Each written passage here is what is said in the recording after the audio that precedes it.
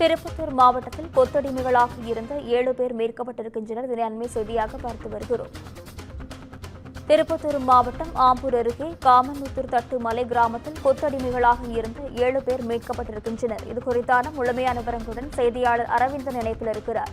வணக்கம் அரவிந்தன், இது குறித்தான விவரங்கள் என்ன, பதிவு செய்யுங்க. வணக்கம் நிஷா.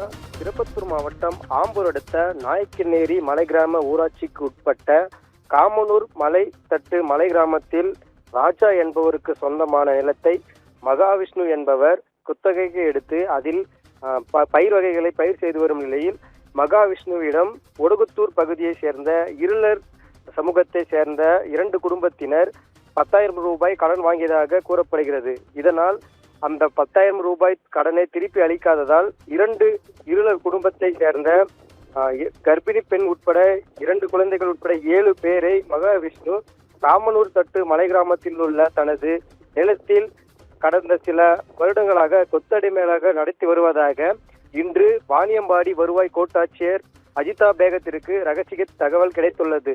இந்த தகவலின் பேரில் காமனூர் மலைத்தட்டு கிராமத்திற்கு சென்ற அஜிதா பேகம் தலைமையிலான வருவாய்த்துறையினர் அங்கு சென்று மகாவிஷ்ணு நிலத்தில் கொத்தடிமைகளாக பணியாற்றி வந்த நபர்களின் விசாரணை மேற்கொண்ட போது அவர்கள் பல வருடங்களாக கொத்தடிமைகளாக அங்கு பணியாற்றி வந்தது தெரிய வந்தது. அதைத் தொடர்ந்து 7 பேரையும் மீட்டு அஜிதா பேகம் வருவாய் கோட்டாட்சியர் அலுவலகத்தில் அழைத்து வந்து அவர்களுடைய ஆவணங்களை சரிபார்த்து அவர்களை அவரது சொந்த ஊருக்கு அனுப்பி வைத்தனர். இதனால் அப்பகுதியில் பெரும் சலசலப்பு நிலவி வருகிறது நிஷா.